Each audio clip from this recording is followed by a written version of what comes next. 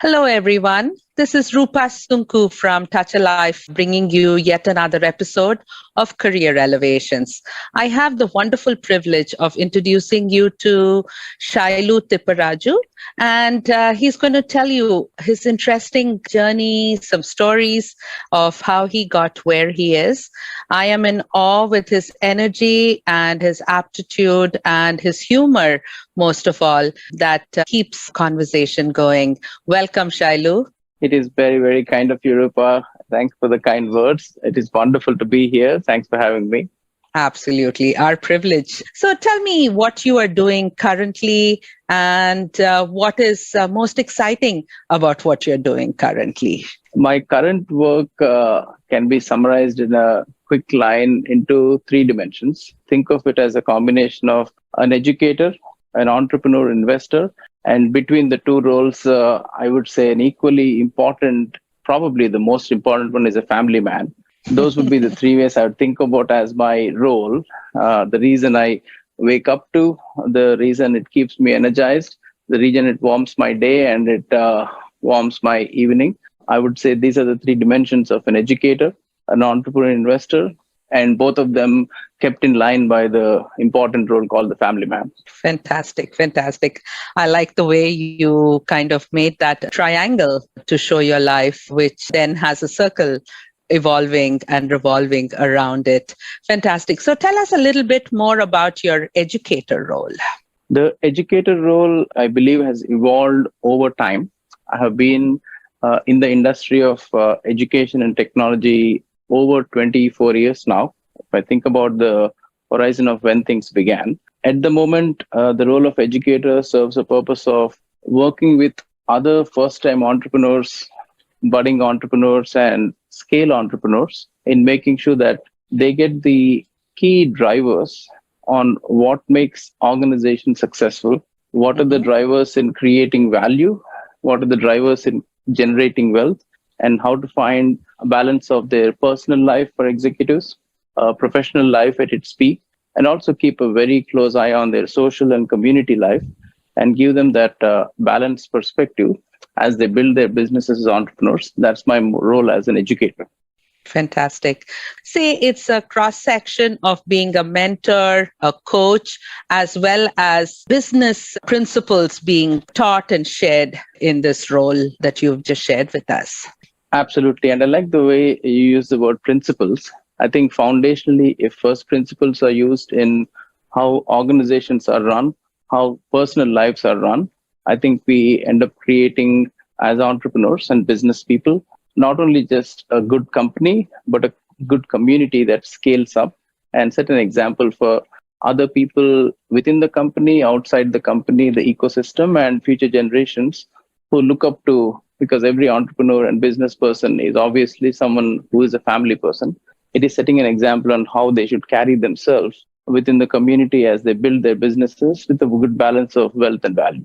Perfect. So obviously your expertise is supremely useful to people to associate money or remuneration to this role that you play. So do you have an organization which is like a nonprofit, or do you work with profit organizations? And how do you kind of go around or go about getting these businesses established and making you their so-called partner in crime? I think the best way to think about it, as the founder and chairman of a company called Colosseum Group, the elements of what I have seen in nature was the driver for me to build this organization framework. We have the Colosseum Group as a parent umbrella that has venture capital, investments, finding the right companies to invest in and scale them up on the investment side. Mm-hmm. We have the academy and studios and labs on the research, the knowledge, the preparation, and both of these work in sync. On one side of it, we have the knowledge capital, and the other side, we have the venture capital. But there is a Colosseum foundation at the earth, the ground, that makes sure that as we are doing the knowledge and the venture, we have a proper sight on the values and first principles as we get into the right industry. investing in these companies, watching them grow and scale, and making sure that they are handed off into the right venture capital private equity firms, in ensuring that their journey has that balance of, if you begin it right with the right intent, then how to scale it up into a proper business that creates significant life for several employees working in their companies. We do it not at a very, very large scale, but it's a sizable fund. And we have done it for companies successfully in the education industry and beyond education industry in the past few years. Fantastic. That's wonderful to hear. So tell me a little bit about your academic background and how you paved your path into this career at this current moment. A good memory jog. I think if it think about the origins, when people ask who you are, we typically look at a tree and say, where did the roots come from? I think that gives us a good journey of, I began my growth phase in a town and a village environment where community was the focus. It was in South India. And when the first 10 years set up the base on community as a place, it was a colony where everyone knew everyone. There was mutual sharing. The learnings did not come just from parents, but also the environment around you. And the growth from there went into the city. I moved into the city of Hyderabad, and the late schooling and engineering as a chemical engineering happened in Hyderabad. I later moved to Chicago and did my computer science master's. And over years, I had one stint of corporate life at Xerox and started the Colosseum group of companies in 2005. Since then, we have done several companies with a primary focus on education industries and have seen, I would say, decent success and have kept to the ground. We have the ambition at the sky, but always at stated ground. And I think the focus always has been not how much of success has each company done, but what has the impact it has created in the industry and for the ecosystem. Every single company that was incepted at Colosseum Group has still been fully successful in the edu ecosystem. They're on the backbone of higher ed and enterprise. And it's very warming to see, as you ask this question, it kind of gives me joy to see everything that has begun still continues its journey just in the venture capital and private equity world. And we continue to research executive education right now as the next phase. Awesome. That is so amazing to hear. It's super important to have somebody as almost a backbone or the trunk of the tree, to your analogy, to be able to help us flourish and grow the branches of the tree, as it were, with that strong foundation. So you talked about having your chemical engineering and then your computer science engineering in Chicago. And now you're talking about becoming an entrepreneur, an educator. How was that transition that you came on? Is that something you were inspired to do, or you took sort of a risky move or thought out of the box to be able to go into this kind of a role, or even initiate the first few companies that you worked with? It's a terrific question in terms of how careers shape over time. None of these are overnight. They say that the most celebrated overnight successes take several decades, which comes very true in most of our careers, especially in the world of entrepreneurship. When engineering is chosen, the dimensions of why that is selected have to do more with the guidance of your ecosystem, be it parents or well-wishers or someone who has a good awareness of what kind of talents you have, what interests you have, and where you would belong. The selection of that is not so wide. If you think about how undergraduate selection programs work from the environment where I had begun. But if you think about post that, you have a very wide canvas, colors, and a brush of choice to paint your own landscape. And when you leap into the next phase, which is doing your master's program and choose your next journey, the word risk is definitely a very interesting way that people look at this one. I think there's two ways to think about it.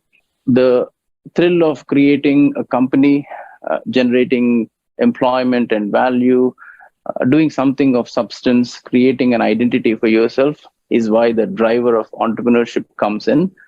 Mm-hmm. The key ways to mitigate the risk is understanding what are the reasons, what is the purpose of creating companies, what are the things that will keep you endure and sustain over a very long term.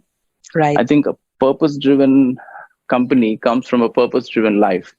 It is not too often that we sit back and understand what is our purpose, us in the sense, the companies we create, the people we attract, the customers we attract, the partners we attract. The more there's a sense of purpose, the roots of the tree, which are always below the surface, the more it builds the tree in a better place. When we look at outside, when we say, who are you? Mostly we talk about the branches and the leaves, which is above the Mm-hmm. ground. What are our emotions? What are our goals? What are our assets? What are our milestones? Those are the focus of what the world sees. To your point about the drivers are below the surface. What is your Mm-hmm. value? What are your beliefs? What are your drivers in terms of achievements or relationships? And what do you care for? What are your strengths? Those come below the ground. So I would say over the time, a choice of what you do in career, be it early stage, be it mid stage or growth stage, the consistent theme has to be what drives you and what you believe in, what are your values. And that has been a theme for me, independent of beginning as a chemical engineer, turning into a computer science engineer, turning into an entrepreneur, turning into an investor, and now educator in the Harvard Business School. This is something that has been a theme over the past 2+ decades. That is amazing. That is so beautiful the way you talk about some of the value systems that you inherently display as branches and leaves in your life. So tell me if you've had some positive influences in your life through this whole process. You talked about family kind of giving you that nurturing recommendation in your primary years of working on your chemical engineering. Were there any other people that were in your life or moments in your life, like, trying your hands at a few things, gave you the opportunity to create that new canvas for yourself? Let's extend the canvas thing. I like how you make sure that you pick up from my own words and give me the tools to message my next inner feeling. Thank you for doing that, Rupa, which is, I think, the two most important people in the life who had a substantial impact in my life were my father and mother. Mhm. Dad comes from a healthcare.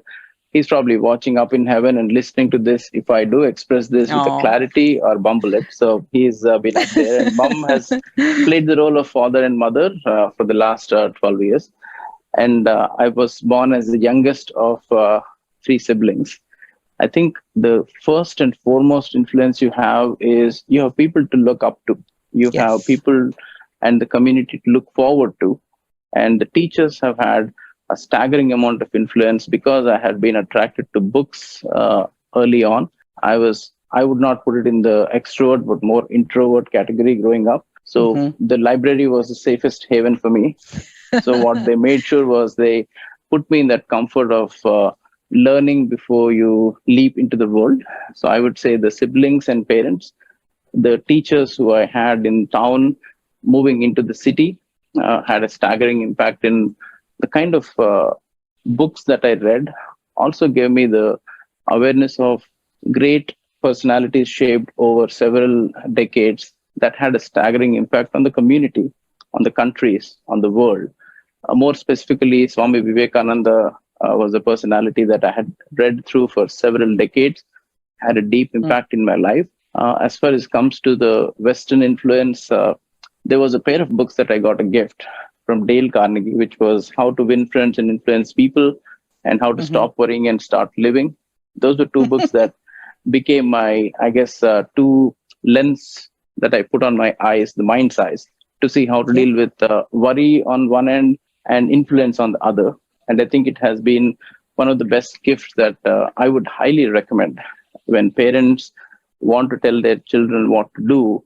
Rather than telling them what to do, it is how they behave and what they flood their environment with has a bigger influence. The choice of where they get educated has definitely a great influence. The social life where they have, it is not about the comforts that we provide to children, We had a comfortable life, but the luxury element was not the key. The key was, does it foster your innocence and keep the inner child in you alive for a very long time? So those have been the influence factors. And coming into business community, being very deliberate in choosing who to do business with, who resonate with your values, and not just chase the wealth, but keep an eye on it, have been my drivers. Awesome. Amazing. Just to even lay it out and think about some of the fundamental decision points in your life to take on, pick it up, and run with your next steps. Wonderful. So we've talked a lot about success, influences, and things that have gone well for you with your journey so far. Tell me if you have run into hindrances, or another way to look at it would be, if I were to turn you 20 years younger with my genie powers, what would be something that you would tell your younger Shailu on what is it that you could have done differently, or what is it that you could do to get yourself unstuck from a situation? I have two boys at home, and I think about this all the time.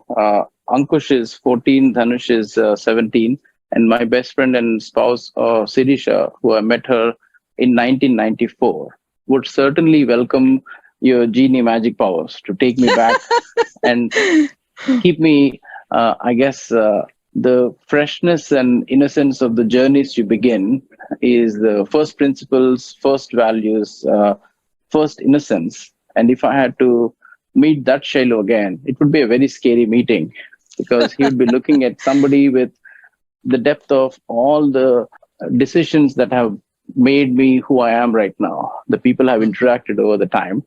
And I think the same conversation actually I do have with my kids right now.